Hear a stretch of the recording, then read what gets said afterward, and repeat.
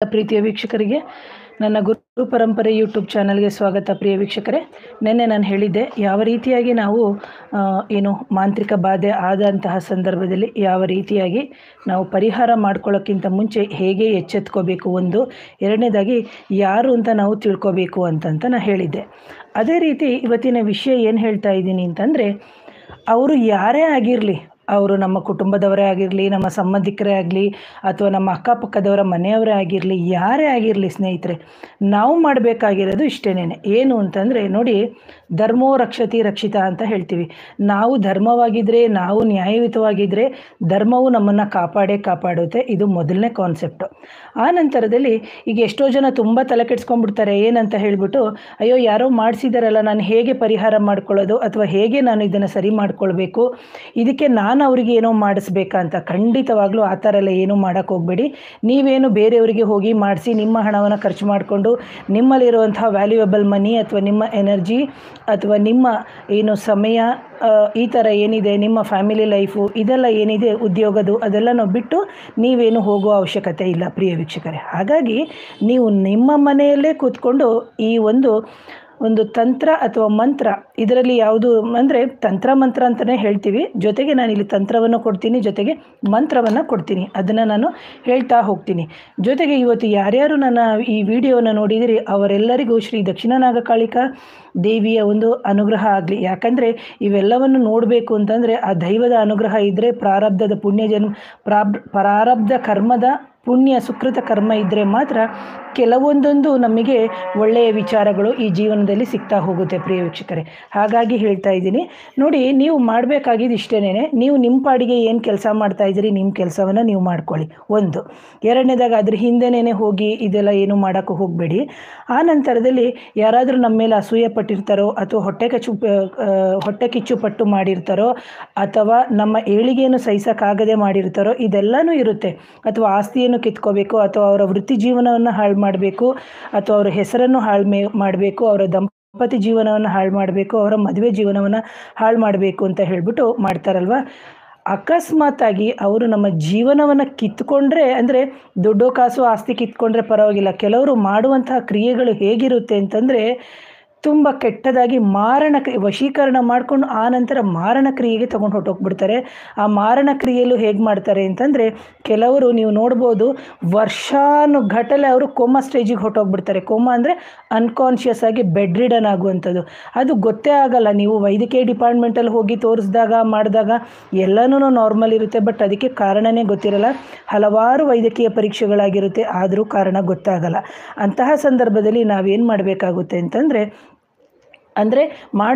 ಮಾಡಿಸುವವರು ಕೆಲವರು ಏನು ಮಾಡ್ತಾರೆ ಅಂದರೆ 25 ಶತಭಾಗದಲ್ಲಿ ಮಾರಣಕೆನೆ ಅಥವಾ ಈ ಥರ ಮಾಡಿಸ್ತಾರೆ.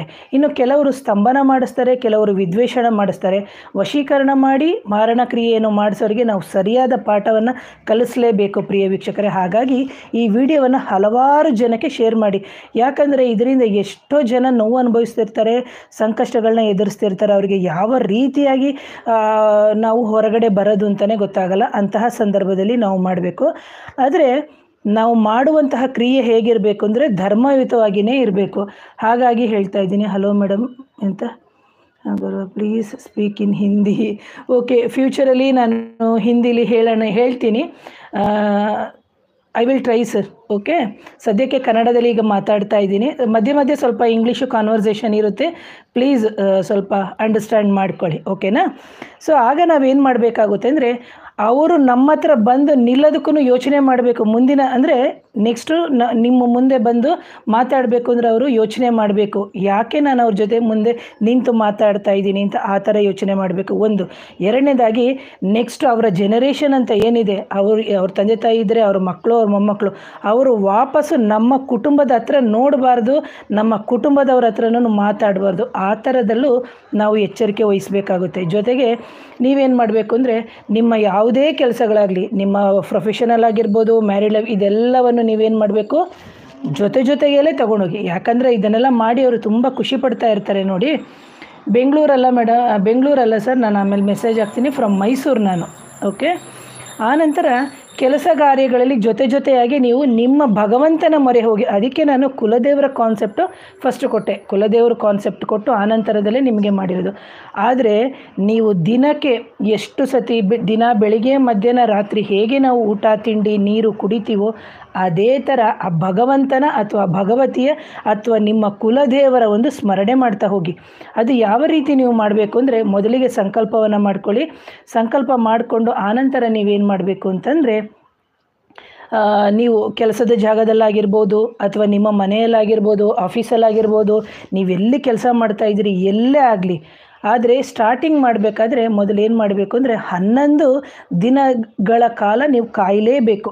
11 ದಿನಗಳ ಕಾಲ ನೀವೇನು ಮಾಡಬೇಕು ಅಂತಂದರೆ, ಯಾವ ವ್ಯಕ್ತಿಯ ಹೆಸರು ಗೊತ್ತಿದ್ದರೆ ಓಕೆ, ಆ ವ್ಯಕ್ತಿಯ ಹೆಸರು ಹೇಳಿಬಿಟ್ಟು ಭಗವಂತನೇ, ಭಗವತಿಯೇ ಅಥವಾ ಕಾಳಿಕಾದೇವಿ ಅಥವಾ ಪ್ರತ್ಯಂಗಿರ ಅಥವಾ ದುರ್ಗಾದೇವಿ ಅಥವಾ ಭೈರವ, ಕಾಲಭೈರೇಶ್ವರ ಅಂತ ಹೇಳಿಬಿಟ್ಟು, ನಾನು ಇಲ್ಲಿ ಏನು ತೊಂದರೆ ಅನುಭವಿಸ್ತಿದ್ದೀನಿ ಅದರ 10ರಷ್ಟು ತೊಂದರೆ ಅವರು ಅನುಭವಿಸಲೇಬೇಕಂತ ಕೇಳಬೇಕು.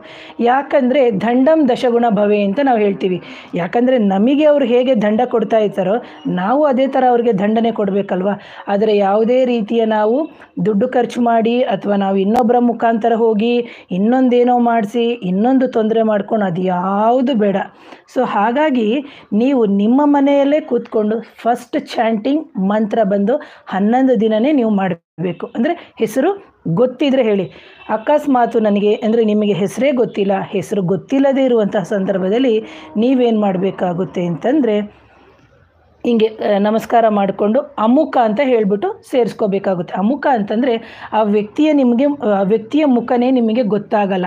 ಅಂತಹ ಸಂದರ್ಭದಲ್ಲಿ ನೀವೇನು ಮಾಡಬೇಕು ಅಂತಂದರೆ, ಅಮುಖ ಅಂತ ಹೇಳಿಬಿಟ್ಟು ದೇವರ ಹೆಸರು ಹೇಳ್ಕೊಂಡು ನೀವು ಹೇಳ್ತಾ ಹೋಗಬೇಕಂದ್ರೆ, ನಿಮ್ಮ ಮನೋವೇದನೆಗಳು ಅಥವಾ ನಿಮ್ಮ ಮನೋನೋವುಗಳು, ನಿಮ್ಮ ಕಷ್ಟಗಳು, ನಿಮ್ಮ ನಷ್ಟಗಳು ಏನೇನಿದೆ ಅದನ್ನು ಹೇಳ್ಕೊಂಡು ಹೋಗೋದ್ರಿಂದ ಏನಾಗುತ್ತೆ ಅಂತಂದರೆ, ಅವರಿಗೆ 11 ದಿನಗಳ ನಂತರ ಅವರಿಗಲ್ಲಿ ವಾಂತಿ ಆಗಿರ್ಬೋದು, ಭೇದಿ ಆಗಿರ್ಬೋದು, ಅಥವಾ ಸುಸ್ತಾಗಿರ್ಬೋದು, ಅಥವಾ ಸಂಕಟ ಆಗಿರ್ಬೋದು, ಇದೆಲ್ಲನೂ ಅವರಿಗೆ ಕಾಣಿಸ್ಲಿಕ್ಕೆ ಶುರುವಾಗುತ್ತೆ ಪ್ರಿಯ ವೀಕ್ಷಕರೇ.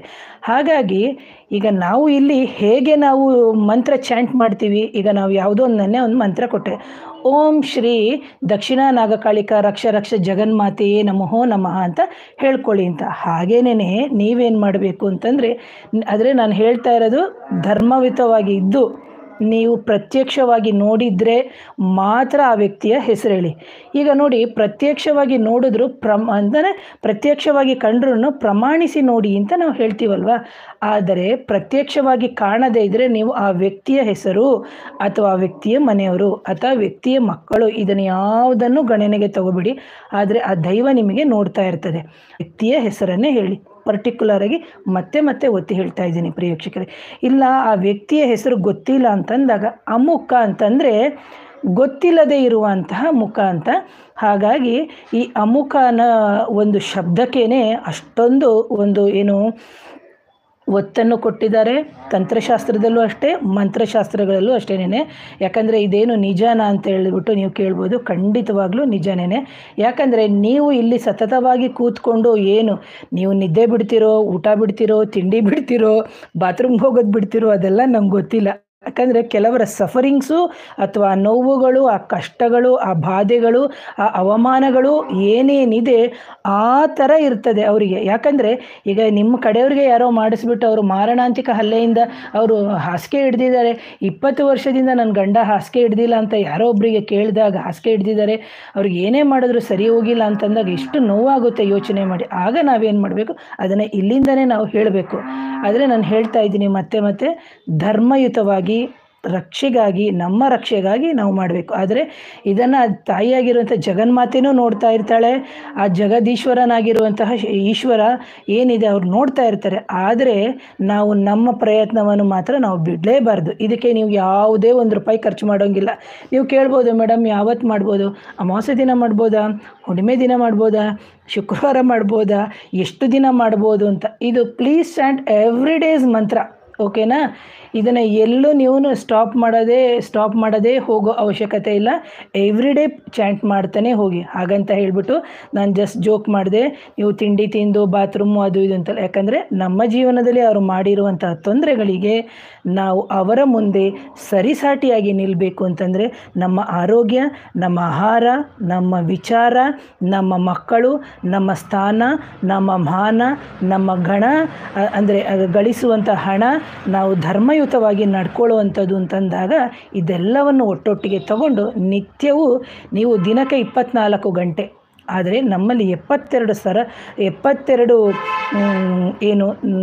ಸಾವಿರ ನರನಾಡಿಗಳು ಅಂತ ಏನಿದೆ ನಮ್ಮ ಸುಷುಮ್ನ ಇಡ ಪಿಂಗಳ ನಾಡಿಯಲ್ಲಿ, ಎಲ್ಲವನ್ನೂ ಸಕಾರಾತ್ಮಕವಾದ ಚಿಂತನೆಗಳನ್ನು ಇಟ್ಕೊಂಡು ನೀವು ಡೈಲಿ ಮಾಡ್ತಾ ಹೋಗಿ.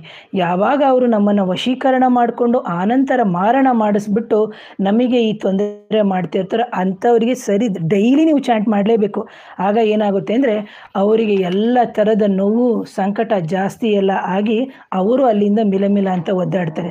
ಆದರೆ ಒಂದು ತಿಳ್ಕೊಳ್ಳಿ, ನೀವು ಹೇಳುವಂತಹ ವಿಚಾರವಾಗಿ ನೀವು ಯಾವುದೇ ರೀತಿ ಅಹಂಕಾರ ಪಟ್ಕೋಬೇಡಿ. ನಾನು ಅವ್ರಿಗೆ ಆ ಥರ ಮಾಡಿದೆ, ನಾನು ಇವ್ರಿಗೆ ಈ ಥರ ಮಾಡಿದೆ ಅಂತ ಹೇಳೋಕ್ಕೆ ಹೋಗಬೇಡಿ. ಯಾಕಂದರೆ ಯಾರು ಈ ನೋವಿಗೆ ಅನುಭವಿಸಿರ್ತಾರೆ ಅವ್ರಿಗೆ ಮಾತ್ರ ಈ ನೋವುಗಳು, ಈ ಕಷ್ಟಗಳು, ಬಾಧೆಗಳು ಗೊತ್ತಾಗ್ತಾ ಇರ್ತದೆ. ಹಾಗಾಗಿ ಇನ್ನೊಂದೇನು ಅಂತಂದರೆ, ಈಗ ನಿಮಗೆ ಕುಲದೇವರು ಗೊತ್ತೇ ಇಲ್ಲ ಅಂತಲೇ ಅಂದ್ಕೊಳ್ಳಿ. ಖಂಡಿತವಾಗಲೂ ನಿಮ್ಮ ಇಷ್ಟ ದೇವರು ಅಂತ ಇರ್ತಾರೆ, ಅಥವಾ ನಿಮ್ಮ ಪ್ರತಿ ಮನೆಗಳಲ್ಲೂ ಒಂದು ಗುರುಗಳು ಅಥವಾ ಗುರು ಪರಂಪರೆಗಳು ಅಂತ ಇರ್ತದೆ. ಅಂತಹ ಸಂದರ್ಭದಲ್ಲಿ ನೀವೇನು ಮಾಡಬೇಕು, ನಿಮ್ಮ ದೇವತಾ ಕೋಣೆ ಏನಿದೆ, ನಿಮ್ಮ ದೇವತಾ ಕೋಣೆಯಲ್ಲಿ, ಯಾಕಂದರೆ ಕೆಲವರಿಗೆ ಮೀನ್ಸ್ ಏನು ಒಂದು ಡೌಟ್ಸ್ ಬರುತ್ತೆ, ಮೇಡಮ್ ನಾನು ದೇವಸ್ಥಾನದಲ್ಲಿ ಕೂತ್ಕೊಂಡು ಮಾಡ್ಬೋದಾ? ಖಂಡಿತವಾಗ್ಲೂ ಮಾಡಿ. ಯಾಕಂದರೆ ಆ ಜಗತ್ ರಕ್ಷಕಿ ನೋಡ್ತಾ ಇರ್ತಾಳೆ, ಯಾವ ಕಾರಣಕ್ಕೆ ಇವನು ಬಂದಿದ್ದಾನೆ, ಯಾವ ಕಾರಣಕ್ಕೆ ಇವಳು ನನ್ನ ಹತ್ರ ಬಂದಿದ್ದಾಳೆ, ಅವಳಿಗೆ ಏನೋ ತೊಂದರೆ ಆಗಿದೆ, ಯಾರೋ ಏನೋ ಮಾಡಿದ್ದಾರೆ, ಆ ಬಾಧೆಯಿಂದ ನಾನು ತಪ್ಪಿಸ್ಲಿಕ್ಕೆ ನಾನು ಇದ್ದೀನಿ. ಆದರೆ ಯಾವುದೋ ಸಂದರ್ಭದಲ್ಲಿ ಪ್ರಾರಬ್ಧ ಕರ್ಮದ ಸಂಬಂಧದಲ್ಲಿ ಮಾಡಿದರಿಂದ ನೀವು ಅದನ್ನು ಅನುಭವಿಸಬೇಕಾದಂಥ ಸಂದರ್ಭ ಬಂದಾಗ ಆ ಜಗನ್ಮಾತೆ ಆಗಿರುವಂತಹ ಪಾರ್ವತಿ ಯಾವುದೋ ರೂಪದಲ್ಲಿ ನಿಮ್ಮನ್ನು ರಕ್ಷಣೆ ಮಾಡ್ತಾಳೆ. ಅದಕ್ಕೆ ಭಯನೇ ಪಡಬೇಡಿ ವೀಕ್ಷಕರೇ. ಯಾಕಂದರೆ ಕೆಲವರು ಏನು ಮಾಡ್ತಾರೆ ಅಂತಂದರೆ, ನೆನ್ನೆ ಹೇಳಿದೆ, ಒಳಗೊಳಗೇ ಖುಷಿಪಟ್ಟು ನಗ್ತಾ ಇರ್ತಾರೆ. ಹಾಗಾಗಿ ಬೇಡ. ಸೊ ನೀವು ಆರಂಭ ಮಾಡ್ತೀರಾ, ಯಾವಾಗ ನನ್ನ ವಿಡಿಯೋವನ್ನು ನೋಡ್ತೀರಿ ಆ ಸಮಯದಿಂದಲೇ ನೀವು ಶುರು ಮಾಡ್ಬೋದು. ಏನಂತ, ಮನಸಾರೆ ಕೂತ ಜಾಗದಲ್ಲೇ ನೆನೆಸ್ಕೊಂಡು ಕುಲದೇವರು, ಮನೆ ದೇವರು, ಇಷ್ಟ ದೇವರು, ಇದು ಯಾವುದು ಗೊತ್ತಿಲ್ಲ ಮೇಡಮ್, ನಾನು ದೇವ್ರನ್ನೂ ನಂಬಲ್ಲ, ನಾನು ಯಾರನ್ನೂ ನಂಬಲ್ಲ. ಓಕೆ, ಬ್ರಹ್ಮಾಂಡವನ್ನು ನಂಬ್ತಿರಲ್ವಾ, ಈ ಪ್ರಕೃತಿ ನಾವು ನಂಬ್ತಿರಲ್ವಾ, ಈ ಸೂರ್ಯ, ಚಂದ್ರ, ನಕ್ಷತ್ರ, ಈ ಮರ, ಗಿಡ, ಗಾಳಿ, ಈ ಪಂಚಭೂತಗಳನ್ನ ನಂಬ್ತಿರಲ್ವ. ದೇವ್ರ ಫೋಟೋ ಇಲ್ದಿದ್ರೂ ಪರವಾಗಿಲ್ಲ, ಅಥವಾ ನೀವು ದೇವತಾ ಕೋಣೆ ಇಲ್ದಿದ್ರೂ ಪರವಾಗಿಲ್ಲ, ಅದರ್ ದನ್ ಕಮ್ಯುನಿಟೀಸ್ ಅವರು ಅಂತಂದಾಗ ಯಾರೇ ಆಗಿರಲಿ ಪ್ರಕೃತಿ ಜೊತೆ ನೀವು ಹೇಳೋಕ್ಕೆ ಶುರು ಮಾಡಿ, ಆ ಪ್ರಕೃತಿ ಅಥವಾ ಈ ಬ್ರಹ್ಮಾಂಡದಲ್ಲಿ ಇರುವಂತಹ ವಿಷಯಗಳ ಜೊತೆಗೆ ನಾವು ಕನೆಕ್ಟ್ ಆಗ್ತಾ ಹೋದಂಗೆ ಅವರಿಗೆ ಅಲ್ಲಿ ಏಟುಗಳು ಶುರುವಾಗ್ತಾ ಹೋಗುತ್ತೆ. ಹಾಗಾಗಿ ಇವತ್ತು ಎಷ್ಟು ಜನ ನೋಡಿರ್ತೀರೋ ಅವರೆಲ್ಲರಿಗೂ ಶುಭ ಆಗಲಿ. ಯಾರ್ಯಾರು ನೋವಿಂದ ಅನುಭವಿಸ್ತಾ ಇದ್ದಾರೋ ಅವರೆಲ್ಲರೂ ಈ ಸಂಕಟದಿಂದ ಹೊರಬರಲಿ ಅಂತ ಹೇಳ್ತೀವಿ. ಯಾಕಂದರೆ ನಾವೆಲ್ಲರೂ ಬ್ರಹ್ಮನ ಸ್ವರೂಪದಲ್ಲಿ ಮನುಷ್ಯನ ಅಂಶ ಹೊತ್ಕೊಂಡು ಈ ಭೂಮಿ ಮೇಲೆ ನಾವು ಜನನ ಆಗಿದ್ದೀವಿ. ಆದರೆ ನಮ್ಮ ಏಳಿಗೆಯನ್ನು, ನಮ್ಮ ಉದ್ಧಾರವನ್ನು ಅಥವಾ ನಮ್ಮ ಒಳ್ಳೆತನವನ್ನು ನೋಡಿ ಮಾಡಿಸುವಂತಹ ಜನಗಳಿಗೆ ನಾವು ಸರಿಯಾದ ಪಾಠವನ್ನು ದೂರದಿಂದಲೇ ನಾವು ಕಲಿಸಬೇಕಾಗುವಂತಹ ಸಂದರ್ಭ ಬಂದಾಗ ಈ ಅಮುಖ ಅನ್ನುವ ವಿಷಯವನ್ನು ಇಟ್ಕೊಂಡು ನೀವು ಮಾಡ್ಬೋದು ಪ್ರಿಯ ವೀಕ್ಷಕರೇ. ಹಾಗಾಗಿ ಸಮಯ ಆಗ್ತಾ ಬಂತು. ಇನ್ನು 75 ಭಾಗ ಬೇರೆ ರೀತಿಯಲ್ಲಿ ಅವರು ತೊಂದರೆ ಅನುಭವಿಸ್ತಾರೆ, 25 ಭಾಗದಲ್ಲಿ ಅವರು ಬೇರೆ ರೀತಿಯಲ್ಲಿ ತೊಂದರೆ ಅನುಭವಿಸ್ತಾರೆ. ನೋಡಿ, ಇಲ್ಲಿ 75 ಭಾಗ ಅಂದನೇ ಬೇರೆ, 25 ಭಾಗ ಅಂದ್ರೆ ಬೇರೆ. ಯಾಕಂದರೆ ಉಪ್ಪು ತಿಂದವ್ರು ನೀರು ಕುಡಿಲೇಬೇಕು, ಅವರಿಗೆ ಸರಿಯಾದ ಶಿಕ್ಷೆ ಆಗಲೇಬೇಕು ಅಂತ ನೀವು ನಿಮ್ಮ ಮನಸಾರೆ, ಅಂದರೆ ನೀವು ನಿಮ್ಮ ದೇವರ ಹತ್ರ ಅಥವಾ ದೇವರ ಫೋಟೋ ನೋಡುವಾಗ ಅಥವಾ ನೀವು ದೇವಸ್ಥಾನಕ್ಕೆ ಹೋದಾಗ ಆ ವಿಚಾರವಾಗಿ ಹೋದಾಗ ನಿಮ್ಮ ಕಣ್ಣಲ್ಲಿ ನೀರು ಗಳಗಳನೆ ಅಂತ ಬಂದುಬಿಡಬೇಕು. ಅಂದರೆ ಆ ಥರ ಕೆಲವರಲ್ಲಿರುತ್ತೆ. ಅಂದರೆ ಕೆಲವರು ಆ ರೀತಿಯಾಗಿ ಆ ದೈವಕ್ಕೆ ಅಥವಾ ಆ ದೇವರಿಗೆ ಅವರು, ಅದು ಶಿವನೇ ಆಗಿರ್ಬೋದು, ವಿಷ್ಣುವಿನ ಅಂಶನೇ ಆಗಿರ್ಬೋದು, ಈ ಥರ ಆಂಜನೇಯ, ಈ ಥರ ದೈವಗಳ ರೂಪದಲ್ಲಿ ನಾವು ಹೋಗಿ ಕೇಳಿದಾಗ, ಅದು ದೈವಗಳ ಹತ್ರ ಕೇಳಿದಾಗ ನಮ್ಮಲ್ಲಿ ಆ ರೀತಿಯಾಗಿ ಏನು ನೋವು ಕಷ್ಟಗಳಿಂದ ಕಣ್ಣಲ್ಲಿ ನೀರು ಬರುತ್ತೆ. ಅಂತಹ ಸಂದರ್ಭದಲ್ಲಿ ಅವರುಗಳು ನೋಡ್ತಾರೆ, ನೋಡಿ ನಮ್ಮನ್ನು ಹೊರಗಡೆಯಿಂದ ಪಾರು ಮಾಡ್ತಾರೆ.